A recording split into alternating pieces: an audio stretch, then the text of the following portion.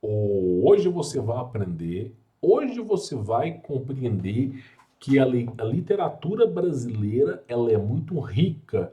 E se você está procurando assuntos sobre inversão magnética, cataclisma, energia secreta, chamado Projeto Vril, se você está procurando sobre civilizações perdidas, naves voadoras, saiba que existem autores brasileiros que há mais de 100 anos vêm documentando sobre esse assunto. E esses livros dificilmente você vai ver nas prateleiras. Na prateleira, irmão, na prateleira vai ser livros de Felipe Neto, Lucas Neto, Tiquititas, essas grandes porcarias e perda de tempo por aí. Agora, você não vai encontrar esses livros centenários que mostram pra gente a verdadeira Red Pill. Inclusive, nós temos um livro que fala sobre a cultura ancestral dos índios tupinambás, entre outros, que sobreviveram aos cataclismas. E como que eles sobreviveram? O que que eles fizeram? Eles estavam no Brasil e sobreviveram. O que que eles fizeram? A chave da salvação às vezes pode estar debaixo do seu nariz. Então nós vamos comentar sobre esse assunto aqui, tá? Esse livro você encontra a versão dele no Google disponível para download, tá? Chama Brasilidades Francisca de Bastos Cordeiro, ok? A autora que desenvolveu esse livro aqui. Inclusive, um livro até agraciado por Monteiro Lobato e uma série de pessoas famosas de sua época, tá bom? Eu pincelei algumas informações interessantes para trazer para vocês. Não vou poder abordar as 200 páginas aqui, senão o vídeo daria 4 horas, mas eu vou pincelar apenas aqui 3 páginas, só para você ver quão ricamente é esse livro aqui. É um vídeo simples, um vídeo curto, onde eu mostro para vocês que muitas vezes a resposta para os nossos problemas estão dentro, né, do nosso país e debaixo do nosso nariz. Olha que coisa interessante aqui, ó. Essa aqui é a página 30 do livro, ok? Página 28, peço perdão. E olha que coisa interessante. Ela vai relatando aqui no livro, tá? Sobre cartas que ela recebeu, pesquisas de historiadores que ela recebeu, né? Sobre tudo que estava acontecendo, a busca que eles fizeram até por Atlântida, né? Só que aí eu achei interessantíssimo isso aqui, ó. Os sacerdotes druidas narraram a Timógeno, ok? O seu desaparecimento num apavorante cataclismo que mudou o aspecto da Terra. Você vê logo cedo falando sobre um cataclisma que mudou o aspecto da Terra. Aí eu falo, olha só, campo eletromagnético, MET-Sul, a gente já fala sobre esse assunto. O povo acha que isso aqui é brincadeira, né? O MET-Sul não tem nada a ver com o meu canal. É um grupo sério de meteorologia, mas eles publicaram uma reportagem muito intrigante, falando que o campo eletromagnético no mundo está enfraquecido, e principalmente debaixo do Brasil, e preocupa cientistas. Ele foi lá e mostrou essa imagem aqui. É uma notícia do MET-Sul. Inclusive, essa imagem ela é divulgada da NOAA, ok? Que é uma agência americana que investiga anomalias magnéticas, ok? E essa é a imagem, né? Nós temos o campo magnético, já era para ter acontecido a inversão, ainda não aconteceu, e ano após ano vai piorar, ano após ano. Você que presenciou momentos de chuva no Brasil, final de dezembro, janeiro, fevereiro e março, o início de março, você que viu aquelas catástrofes, deslizamento, saiba que ano após ano vai continuar. Isso não vai parar, vai só se intensificar. Então nós já falamos sobre esse assunto aqui. A coisa está tão séria, mas está tão séria, olha só, que onde os satélites estão, que é mais ou menos na faixa do Flip Ring, Shock Ring, tá? Segundo David Laponte, né, que é a região onde a gravidade ela se torna nula, o campo magnético ele entra em perfeita sincronia e equilíbrio, é o ponto zero do campo magnético. A Terra não está no ponto zero, a Terra está abaixo do ponto zero. E aí, basicamente, é o ponto que as coisas ficam flutuando. Neste ponto, onde é colocado os satélites, os satélites, quando passam pela região do Brasil, eles têm que ser desligados por causa do plasma e da inversão magnética.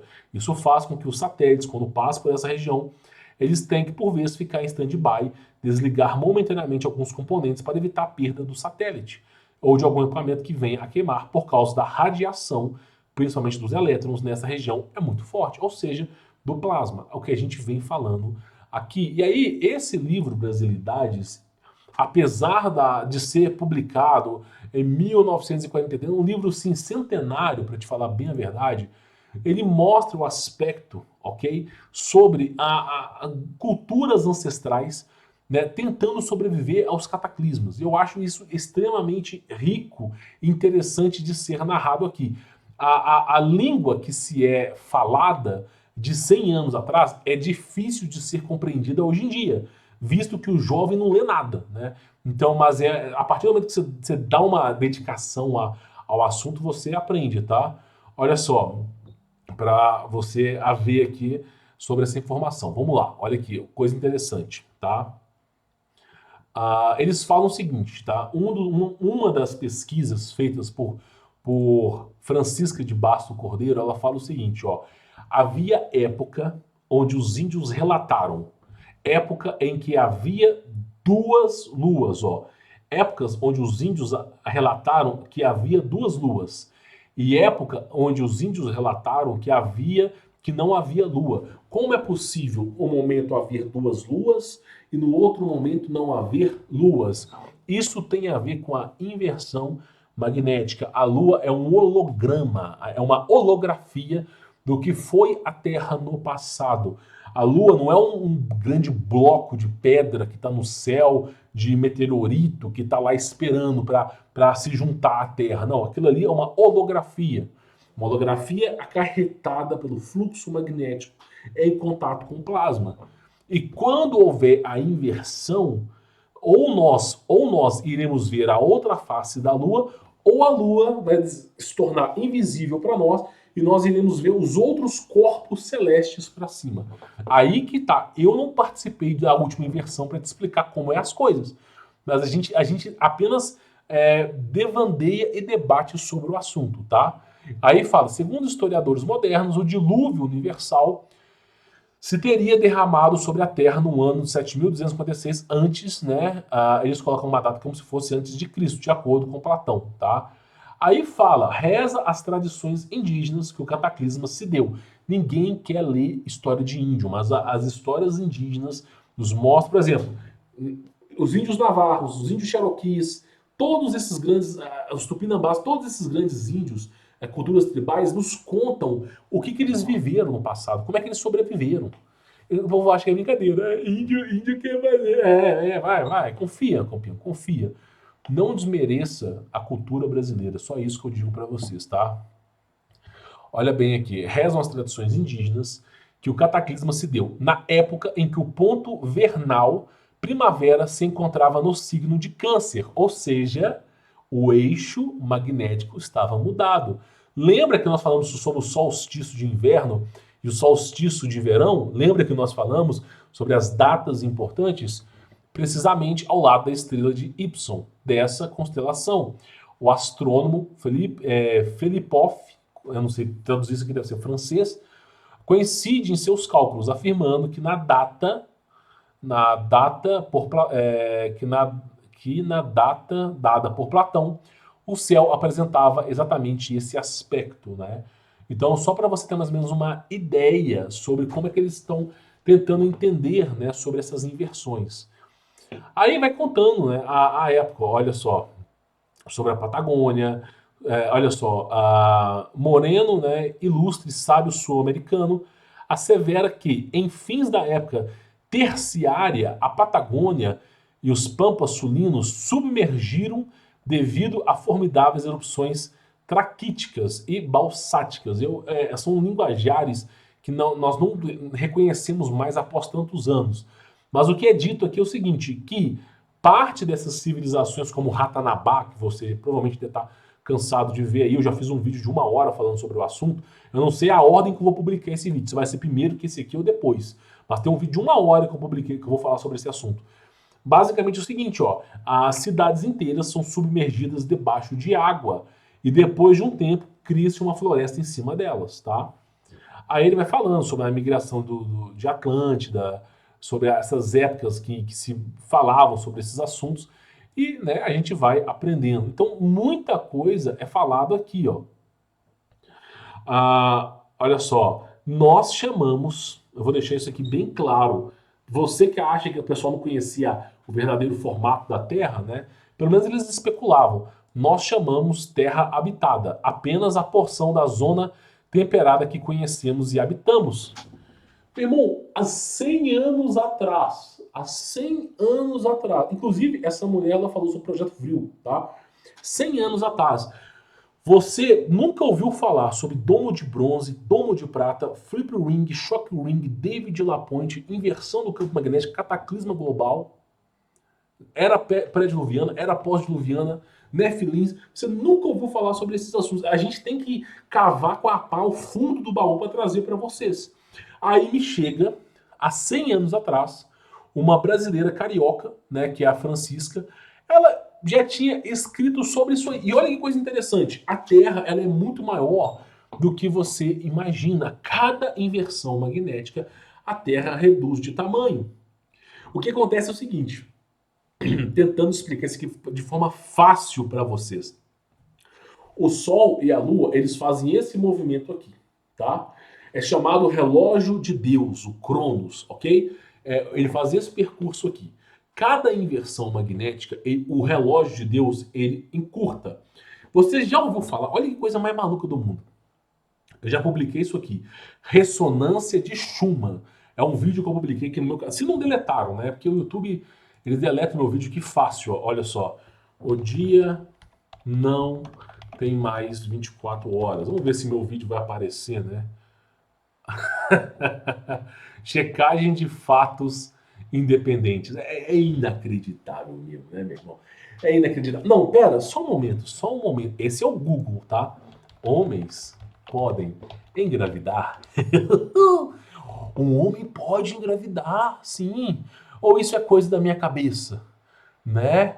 Aí vai falando, é possível. O Google fala que sim, é possível. Ou ele fala que é possível, cara. Só que aí eles mudaram. Depois de tantas vezes eu mostrei essa informação aqui, né, é possível, cara, o tempo todo o Google manda essa porcaria. Ou seja, os homens podem engravidar? Pode sim. Mas o dia não ter mais 24 horas, mesmo com dados científicos, né? Não pode, gordito. Então eu publiquei um vídeo há um tempo atrás, falando, inclusive a Bíblia fala que os dias foram abreviados, né? Falando sobre a ressonância de Schumann, onde ele prova que nós não temos mais 24 horas. O dia agora tem por volta de 14 horas, é próximo de 12 horas. Antigamente, inclusive tem até um registro aqui, que se você pegar, não sei se vai estar aqui mais, tá? Mas olha que coisa interessante. Isso aqui é real, tá num livro, tá? Eu já peguei isso aqui para ler no passado e realmente pega o conteúdo do druidismo, fala muito sobre isso, tá? Há relatos de que na Idade Média as pessoas acordavam no meio da noite e até visitavam umas às outras. Aí eu te pergunto, dá tempo hoje de alguém acordar 4 horas da manhã, visitar um parente que mora perto e voltar para casa e dormir, mas antes do amanhecer? Então o que acontecia? No passado, os caras dava de noite, eles dormiam, acordavam, faziam suas necessidades, visitavam parente, eles comiam alguma coisa e voltavam para depois amanhecer. O dia era muito mais longo. Por que o dia era muito mais longo? O percurso do Sol era mais lento e a distância do Sol era maior. Logo, como a Terra era maior, precisava de mais energia. Então o Sol ele era muito maior. Lembra de Cassaélia falar, quando o segundo Sol chegar, não vai chegar, vai chegar o terceiro menorzinho que o nosso. Mas basicamente é o seguinte, o Sol ele era muito maior. Então a gente tinha dias de sol e dias de escuridão. A coisa foi mudando, foi mudando. A inversão magnética foi mudando. Quem viveu na década de 90 sabe que o tempo da década de 90 para cá já encurtou em horas, em 4, 5 horas, só para avisar para vocês. O tempo está encurtando. Essa é a verdadeira Red Pill. E aí, olha que coisa interessante. Ela vem falando isso aqui, ó. Apenas a porção da Terra, né, temperada que conhecemos. Por que ele está falando que existe uma Terra, nós só conhecemos a Terra habitada? Após a inversão magnética, o campo eletromagnético do Sol, o Sol estava girando aqui assim, ele mudou o seu sentido e ele entrou num percurso menor. Então o Sol ele tinha essa capacidade de fazer as coisas funcionarem. Após a inversão, o Sol teve essa capacidade. Toda essa capacidade que o Sol não pega mais fica em escuridão e fica em gelo, não tem vida. E aí fica esse paredão de gelo absurdo que a gente conhece como Antártida. Cada inversão magnética, o Sol reduz o seu percurso, a gente fica mais próximo do centro, é chamado de relógio Cronos, e mais paredes são apresentadas. Entendeu? Então é isso que você tem que entender. A próxima inversão vai encurtar o tamanho da Terra. Mais do que já está. Mais do que já está. E aí ela fala, nós chamamos a Terra habitada apenas a parte da porção temperada que conhecemos, tá? O que basicamente ela está falando aqui é isso aqui, ó. Basicamente o que ela está falando, eu já comentei no meu blog, é isso aqui, tá? Só mostrando aqui para vocês, para você poder... Inclusive, leia esse aqui, ó, A Miséria Brasileira. Leia esse artigo, é muito importante para você aprender. Vou abrir esses dois artigos aqui, né, que eu falo sobre o assunto. Terras além da borda. Então, o Sol, ele está girando aqui assim, ó. Aí, após um certo tempo, com a inversão magnética, ele mudou para esse percurso aqui, ó. E aí ele ficou menor. Ficando menor, gerou-se essa borda branca. Então, isso tudo aqui, ó, ficou escuro e com gelo. E virou essa borda aqui, que é um limitador de onde a gente está agora. Mas a Terra era muito maior do que é agora. Muito maior. Inclusive, as pessoas falam sobre isso, ó. Sobre o próprio Bigodudo pesquisou muito sobre o Black Sun, o Sol Negro, né? Que tem referência de como o campo magnético vai estar, tá? E aí, ó, olha que coisa surreal. Aí ele fala, né? Onde vai se projetar, onde se projetou o campo magnético e a região sobreviveu, né? Agora, a próxima inversão, eu não faço ideia do que vai sobreviver aqui. Talvez a Europa, para te falar bem a verdade, eu não sei, tá? Mas talvez um pedaço do Brasil. O que eu penso sobre esse assunto, eu não sou mãe de nada, não tenho conhecimento sobre o assunto, mas eu penso o seguinte, que a próxima que vai acontecer agora, deixa eu pegar aqui a imagem, não vou ter a imagem completa, mas basicamente vai ser o seguinte, a próxima que vai acontecer, ela deve encurtar 1/3 do tamanho, assim como é o que vai acontecendo, tá? E provavelmente deve ser um pedaço do Brasil vai sobrar, um pedaço da Europa, um pedaço da Ásia, e vai ficar uma terra menor. É o que eu penso. Eu posso comprovar? Não. A Terra pode ser que até que ela aumente de tamanho. Nós não sabemos, né? Se a Terra for aumentar de tamanho, isso pode ser que aconteça. Só que não existem registros em livros falando que a Terra aumentou de tamanho após a inversão magnética. Eu nunca vi num registro histórico falando que a Terra aumentou. Mesmo que eles dizem que a Terra está aumentando de tamanho, você olha para as culturas ancestrais e você vê que está diminuindo. Então, assim, se existiu algum livro que fala que numa inversão a Terra diminui e numa outra inversão ela aumenta, nós nunca vamos ficar sabendo porque eles botaram fogo em biblioteca. Inclusive, ó, biblioteca pega fogo. Quantas vezes que a gente não fala, destrói Museu Nacional, cara, mas o que tinha mais nesse museu? Existia um livro chamado História dos Colonizadores e Portugueses do Brasil, volume 1, 2 e 3, dentro da Biblioteca Nacional, os exemplares verdadeiros. Esses exemplares falavam sobre monstros que existiam no Brasil na década de 500, sobre seres extraterrestres que habitavam aqui. Mas que maravilha, botou fogo, né? Tá vendo? Você não ter conhecimento, você acha que o negócio pega fogo, mas, meu irmão, a informação que nós perdemos é absurda, ela beira a insanidade. Então eu penso, nós não sabemos se vai aumentar o tamanho da Terra ou vai diminuir, né? É uma incógnita. Nós não temos, os livros sumiram, botaram fogo, reescreveram a história, a gente só fica imaginando aqui. Mas eu acho interessante o quê? Nesse pequeno livro, ó, nós chamamos Terra habitada apenas a porção da zona temperada que conhecemos e habitamos. Mas se concebe que nessa zona possa existir 2 terras habitadas e talvez mais. Por que ela fala sobre isso? Sobre terras além da borda. Ou seja, como que alguém há 100 anos atrás tem mais conhecimento que as pessoas de hoje em dia? As pessoas de hoje em dia estão perdendo.